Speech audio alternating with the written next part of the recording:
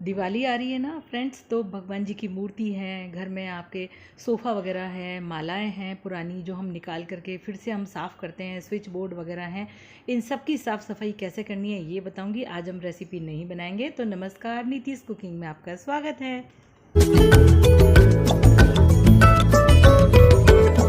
Friends, अगर आप मेरे चैनल पर नए हैं, अभी तक आपने सब्सक्राइब नहीं किया है तो जल्दी से कर लीजिए। नोटिफिकेशन बेल प्रेस करके ऑल पर क्लिक कीजिए ताकि मेरे आने वाले वीडियोस के सारे नोटिफिकेशन आप तक पहुंचते रहेंगे। मैं इसी तरह के अच्छे अच्छे कंटेंट आपके लिए लाती रहती हूं। अब इस तरह की हमारे घर में मालाएं होती हैं जो हम भगवान जी को पहनाते हैं, और ये धूल मिट्टी इन पे जमा हो जाती है, पुरानी भी लगने लगती है, लेकिन इसको हम बिल्कुल साफ़ सुथरा करके नया जैसा बना देंगे। अब ज़रूरी तो नहीं है कि हम हर साल नई मालाएं खरीदें। हमने पिछली बार ही खरीदी है तो अब दोबारा तो खरीदेंगे नहीं। तो इसके लिए हमें क्या करना है, पहले एक बड़े बर्तन में सर्फ लेंगे। मैं लिक्विड सर्फ ले रही हूँ, कोई सा भी जो आपके घर में हो वो ले लीजिए। अब इसमें भर दीजिए गर्म पानी। पानी बहुत ज़्यादा गर्म नहीं होनी चाहिए, मतलब थोड़ा सा वार्म टाइप का होना चाहिए, हल्का गुनगुना होना चाहिए, क्योंकि हमें मालाएं साफ़ करनी है तो बहुत ज़्यादा पानी गर्म नहीं चाहिए। अब इसमें इन मालाओं को डाल दीजिए और 10 मिनट के लिए आप छोड़ दीजिए बस खाली। उसके बाद ये सॉफ्ट वाला स्क्रबर ले लीजिए, कोई सा भी। सॉफ्ट से मेरा मतलब है पुराना वाला, जो आपके घर में घिसा हुआ हो वो ले लीजिए। मेरा तो ये स्क्रबर वही वाला है जिससे मैं पूजा के भगवान जी के बर्तन साफ करती हूँ, तो ये घिस गया था। और ऐसे हाथों से भी आप साफ कर सकते हैं। अगर मालाएं बहुत ज़्यादा सॉफ्ट हैं, डेलिकेट हैं, तो हाथों से ऐसे हल्के हाथों से साफ कीजिए। अब ये थोड़ी हार्ड माला है तो मैं इसे टूथब्रश से साफ कर रही हूँ। मैंने इस काम के लिए एक नया टूथब्रश निकाला है। ये टूथब्रश मेरा अलग ही रहेगा। ये देखिए माला बिल्कुल साफ हो गई है। अब इन्हें हम साफ पानी से एक बार धो लेंगे अच्छे से। और अब आप देख सकते हैं कि माला बिल्कुल नए जैसी हो गई है, जैसी हम बाजार से लाते हैं। बिल्कुल इसी तरीके से आपके घर में आर्टिफिशियल फ्लावर्स हों, प्लांट्स हों, उन्हें भी साफ कर सकते हैं। देखिए कितनी सुंदर लग रही है। पहले कैसे दिख रही थी ये मालाएं, देखिए अब कैसी दिख रही है। ये थोड़ी सी मेटल वाली थी, इसमें भी थोड़ी सी शाइनिंग आ गई है। ये बहुत पुरानी थी।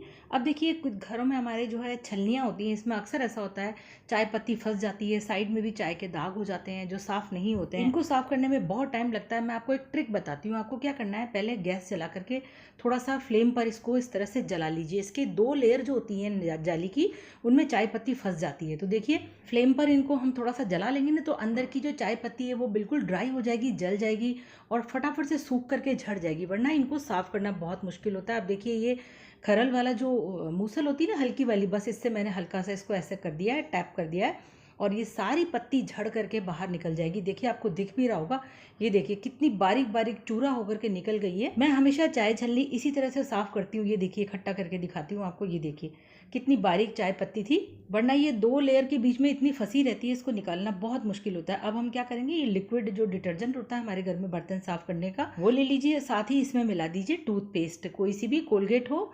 ये वाइट वाली होगी तो ज़्यादा अच्छा रहेगा। अब बस इस पेस्ट से हम इस छन्नी को थोड़ा सा रगड़ देंगे और इतना बढ़िया चमक जाएगी, आप देखिएगा। बस हल्का सा आपको रगड़ना है और 5 मिनट में ये साफ़ हो जाएगी। बहुत मेहनत करने की ज़रूरत नहीं है। एक टूथब्रश से और साफ़ कर लीजिए तो बचा कुचा भी निकल जाएगा। और चाहे तो इसमें पानी मिला के इसको आधे घंटे के लिए डुबा के रख दीजिए। उसके बाद एक बार आप इसे फिर से साफ़ कर लीजिए और आप देखेंगे अंदर से चाय पत्ती पूरी तरह से निकल चुकी है। ये जो आपको थोड़ा बहुत जो काला काला दिख रहा है, ये चाय पत्ती नहीं है एक्चुअली।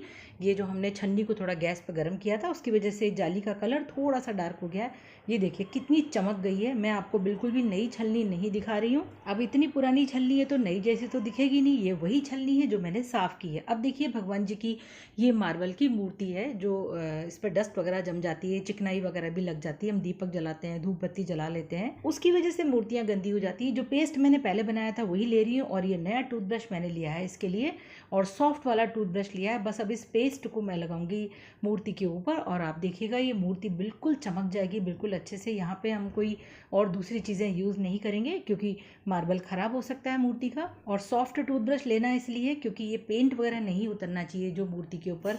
ज्वेलरी बनाइए भगवान जी की, पोशाक बनाइए, ये पेंट नहीं मिटना चाहिए। अब साफ़ पानी से धो के सूखे कपड़े से बस पोंछ दीजिए। तो लीजिए हमारी मूर्ति बिल्कुल साफ़ सुथरी हो चुकी है। देखिए कितनी चमक रही है, पहले कैसी थी और अभी कैसी है। चलिए अब बारी आती है सोफ़े को साफ़ करने की। सोफ़े का जो ऊपर का कपड़ा होता है वो काफ़ी गंदा हो जाता है। बैठते हैं बार बार बच्चे यहाँ पे बैठ के खाना भी खा लेते हैं, कुछ गिरा भी देते हैं। मेरा तो सोफ़ा ज़्यादा गंदा इसलिए नहीं होता। देखिए मैंने इस पर मैचिंग की शीट लगा रखी है, बिल्कुल सेम मैचिंग की शीट है, जिसकी वजह से ये ऊपर की शीट गंदी होती है।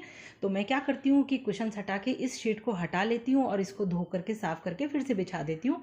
तो सोफ़ा हमारा बचा रहता है, गंदा नहीं होता। कितनी अच्छी टिप है ना। अगर आपके पास ऐसा सोफ़े का मैचिंग मैचिंग कपड़ा मिल जाए तो आप इस तरह से करिए ताकि आपका सोफ़ा गंदा ना हो। लेकिन अगर आपके पास ये मैचिंग कपड़ा नहीं है या सोफ़ा लेदर का है तो क्या करें?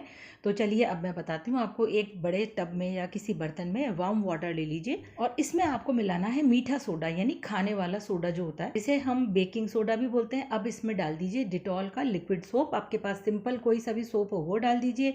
अब इसके अलावा मैं इसमें डाल रही हूँ थोड़ा सा डिटॉल, क्योंकि सोफ़ा हो गद्दा हो इसमें काफ़ी सारे बैक्टीरिया छुपे हुए रहते हैं, इसके लिए डिटॉल भी मिला दिया तो सोफ़ा बहुत अच्छे से साफ़ हो जाएगा। अब एक नैपकिन को इसमें डुबाइए, हल्के हाथों से बस निचोड़ दीजिए और हाथों हाथ इसे फैलाइए। और तुरंत से क्या काम करना है आपको, एक ग्लास जो लिड होता है आपके पास वो ले लीजिए। ग्लास लिड नहीं है तो कोई सा भी दूसरा स्टील वाला लिड भी ले सकते हैं और इस लिड को कवर कर दीजिए इस नैपकिन से। बस एक तरीके से ये हमारा क्लीनिंग ऑब्जेक्ट तैयार हो चुका है। अब ये कुशन कवर हटा करके हम क्या करेंगे, बस ये वार्म वाटर से जो थोड़ी सी जो भाप सी निकलेगी हल्की सी, वो इस सोफ़े पर जाएगी और ये जो हमने बेकिंग सोडा मिलाया है उसकी वजह से इसमें क्लीनिंग इतनी बढ़िया हो जाएगी। डिटॉल से सारे बैक्टीरिया इसमें क्लीन हो जाएंगे, निकल जाएंगे। कुछ ही देर में आप देखेंगे सोफ़ा बिल्कुल साफ़ सुथरा हो जाएगा। आपको खुद महसूस होगा ये जो कोने में जो छुपी हुई जगह होती है वहाँ पर इस तरह से टॉवल से आप अच्छे से क्लीन कर लीजिए, क्योंकि यहाँ लिड नहीं जाएगा। अब ये देखिए एक दो निशान दिख रहे हैं। मेरा तो सोफ़ा एक्चुअली पहले से ही साफ़ सुथरा है तो मैं क्या साफ़ करूँ। अब ये लिक्विड जो है ना, इसे आप भर लीजिए स्प्रे बॉटल के अंदर और जो दाग हैं, मैंने मुश्किल से 2 दाग ढूंढ के निकाले हैं, उस पर स्प्रे करके हल्के हाथों से रगड़ दीजिए। देखिए बिल्कुल साफ़ हो गया है। इस मेथड से आपका लेदर का सोफ़ा हो या कोई सा भी सोफ़ा हो सब साफ़ हो जाते हैं। देखिए छुपी हुई जगह से भी मैंने सफाई की है। तो इन कामों में आपको ज़्यादा टाइम नहीं लगता है और आपके सोफ़ा जो है उस पर जो मैल जमा हुआ है वो सब साफ़ हो जाएगा इसमें और आपका सोफ़ा बिल्कुल चमकने लगेगा, साफ़ सुथरा हो जाएगा और इसमें से बैक्टीरिया वगैरह भी काफ़ी हद तक साफ़ हो जाएंगे। देखिए कितना बढ़िया लग रहा है ना। चलिए अब बारी आती है दूसरी चीज़ की और वो है हमारे घर में स्विच बोर्ड। जगह जगह हम हाथ लगाते हैं, बार बार हाथ लगाते हैं, स्विच बोर्ड गंदे हो जाते हैं। इसके लिए बेस्ट ऑप्शन है नेल पॉलिश रिमूवर। एक कॉटन बॉल को नेल पॉलिश रिमूवर में डिप कीजिए इस तरह से, और मैं तो हमेशा ही ये करती रहती हूँ। जब भी नेल पेंट रिमूव करती हूँ, जो कॉटन जो बची हुई होती है उसमें थोड़ा रिमूवर होता है, उससे एक ना एक स्विच बोर्ड ज़रूर साफ़ कर लेती हूँ। इससे ये स्विच बोर्ड बहुत ही अच्छे से साफ़ हो जाते हैं, बिल्कुल भी मेहनत नहीं करनी पड़ती। एक बार फिर ये देखिए कितना इसमें मैल आया है कॉटन बड में, तो स्विच बोर्ड बिल्कुल साफ़ हो चुका है। अब एक बार आपको शॉर्ट में किचन के कैबिनेट्स पे बता देती हूँ। मैं तो इन्हें कॉलिन से ही साफ़ करती हूँ। आप चाहें तो जो सॉल्यूशन हमने बनाया था वो स्प्रे बॉटल में भर के इसे आप किचन के कैबिनेट भी साफ़ कर सकते हैं। मैंने किचन की साफ़ सफाई रोजाना कैसे करें इसके ऊपर एक अलग से वीडियो डाला है, आपने उसे बहुत पसंद किया है। 1 मिलियन उस पर व्यूज़ हो चुके हैं। देखिए थोड़ी सी गंदगी आई है क्योंकि मेरी कैबिनेट्स हमेशा साफ़ सुथरी होती है। मैं डेली ही साफ़ सफाई करती हूँ क्योंकि मेरी वाइट किचन है तो इसको मेंटेन करना ज़रूरी होता है। तो वो वीडियो बहुत हेल्पफुल है, अगर आपने नहीं देखा है तो ज़रूर देखिएगा। अब ये हमारे जो बेडरूम में वार्डरोब्स होती हैं, मैं तो इनको भी सिर्फ इस तरह से कॉलिन का स्प्रे करके साफ़ कर देती हूँ। आप डेली ही इस तरह से थोड़ा काम करते रहेंगे तो काम फैलेगा नहीं और दिवाली पर ज़्यादा मेहनत नहीं करनी पड़ेगी। तो फ्रेंड्स देखिए कितनी बढ़िया से चमक गई है मेरी ये वार्डरोब। चलिए अब साफ़ करेंगे स्लाइडिंग विंडो की चैनल को। देखिए इसमें कितनी सारी डस्ट और गंदगी जमा हो जाती है। इसके लिए AB80 ये एक स्प्रे आता है, ये ऑनलाइन आपको मिल जाएगा, ये हार्डवेयर की शॉप पे मिल जाएगा।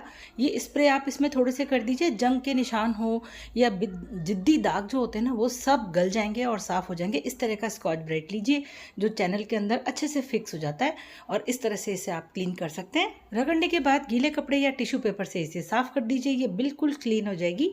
आप इसे वैक्यूम क्लीनर से भी साफ कर सकते हैं, उससे भी इसकी सारी धूल जो है सक कर सकते हैं। यूं तो दिवाली की साफ सफाई बहुत ज़्यादा होती है, पर आज के लिए बस इतना ही। तो फ्रेंड्स वीडियो कैसा लगा, अगर अच्छा लगा है तो दूसरों तक ये जरूर शेयर कीजिए। मेरे चैनल को सब्सक्राइब नहीं किया है तो जल्दी से कर लीजिए और थोड़ी सी हेल्प मिली हो मेरे वीडियो से तो दिवाली की सफाई आराम से कीजिए बिना किसी झंझट के। फिर मिलेंगे, बाय बाय।